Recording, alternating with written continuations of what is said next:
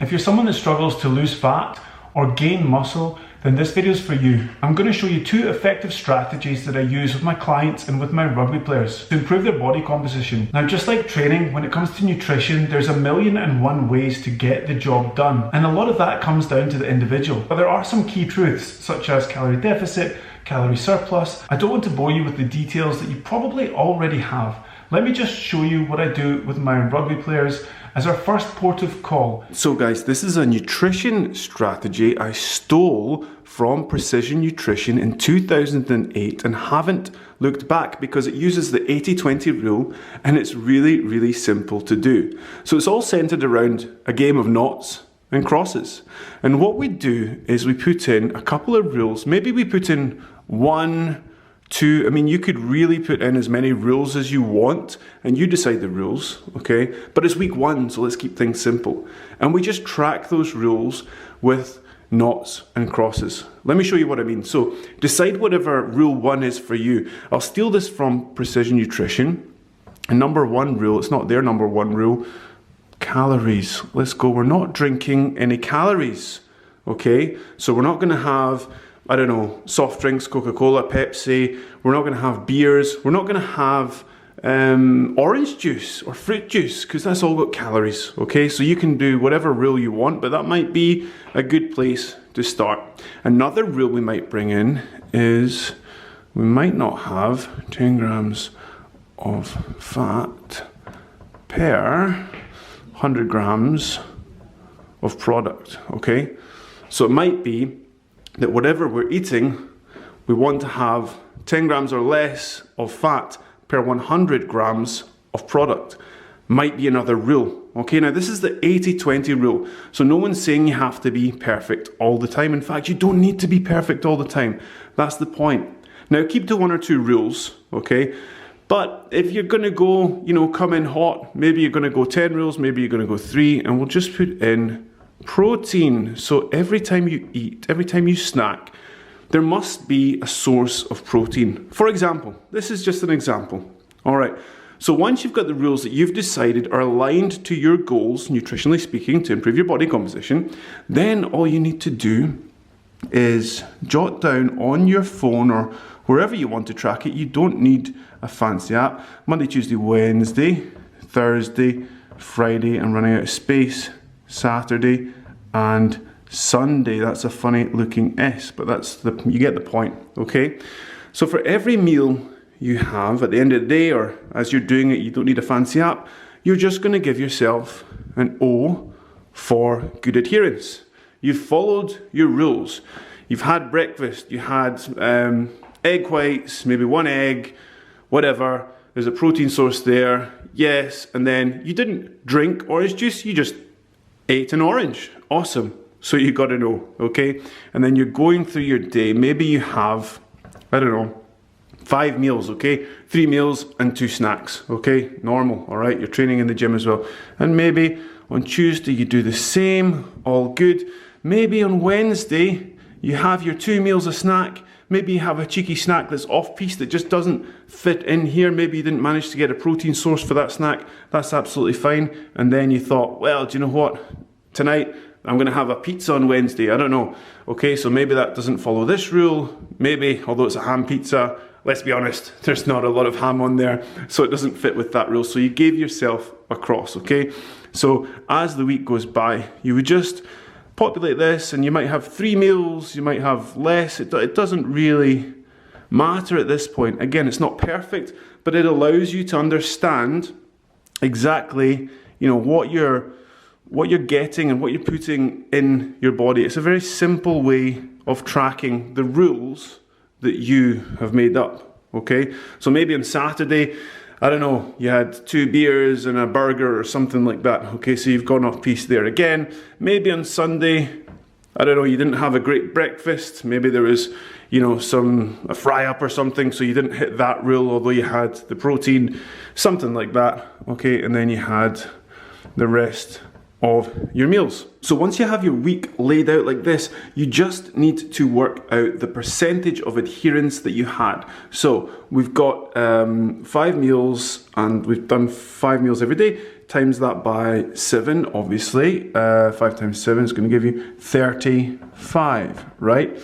We've had 1, 2, 3, 4, 5 off-piste. Okay, so we've had 5 off-piste. So that gives us a total of, we've had 30 meals that are good, okay?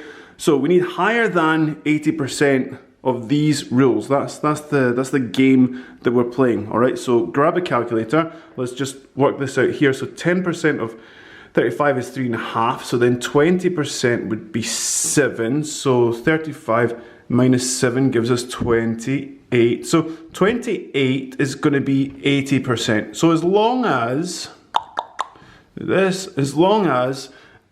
we got more than 28, which we did, we got 30, then we've had a better adherence than 80%. What does that give us? That gives us almost 85, is it? I don't know. But anyway, you can see we had 30 good meals, let's say, or 30 meals that adhere to this rule.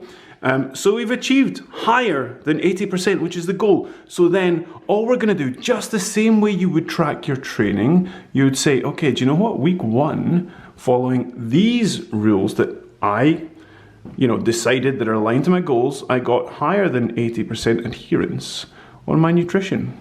So that is brilliant. So where do we go from there? Well, let's go week 2 and week 3 and just try and make sure we nail these rules, always staying above 80%. And again, this isn't foolproof. You all need to make adjustments, but you know that you're following the decisions, the rules that you decided were important towards your body composition goals. Now, after 2 weeks of doing over 80%, all right, you're going to see changes. You're going to see changes in your body. So it might be there that you go, well, I'm doing this really, really well. I'm adhering to my program. These are just habits now.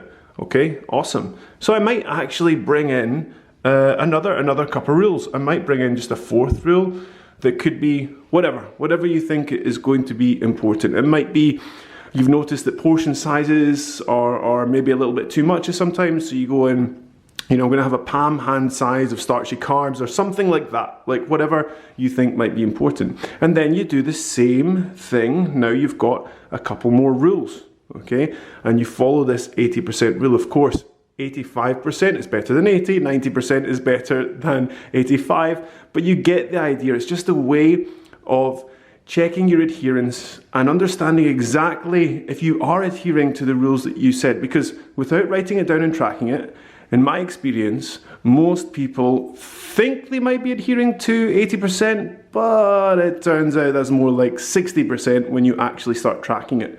So this is my first port of call. We check for adherence on rules that we agree upon, so you can do this yourself. And then you just, if you're above 80%, keep going, see the changes after 2 weeks. These habits will have formed, awesome. You'll be making the right decisions around snacks if you're using these rules, for example. You might get 100%, but that's not the goal. The goal isn't to get 100%. The goal is to have freedom.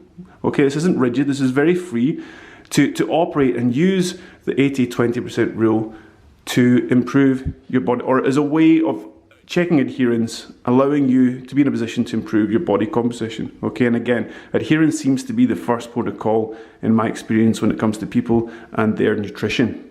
Now, if adherence isn't the issue, I also have athletes that use a meal planner.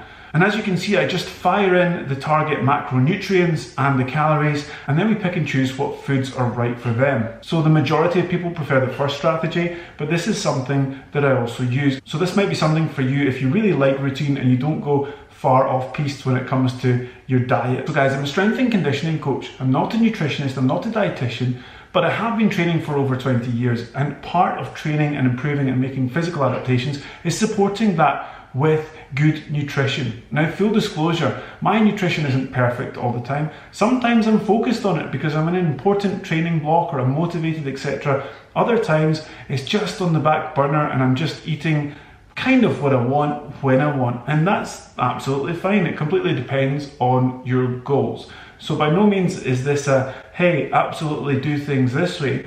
I want to just support people and give a little bit more information about the things I do with my clients and athletes around nutrition, because people ask me about it. So on my Instagram and my YouTube, I might start sharing just a little bit more about nutrition, not coming at it from an angle of I'm an absolute expert nutritionist, but more of how you can support your training and giving you little recipes or strategies that might help you stay on track with your nutrition. Guys, if that sounds good to you, let me know in the comments section, because I'm definitely happy to make more videos around nutrition. Anyways guys, I didn't want to get into too much detail in this video. I think if you go away and just try that first really simple method and track it, it'll give you the confidence to then understand where you're at with your calories and nutrition and understand what you're putting in your body before you go and then make things more complicated. As ever, thanks for watching guys, and if you're interested in more training content, then check out 1 or 2 of these videos here where I go into full detail around programming for rugby.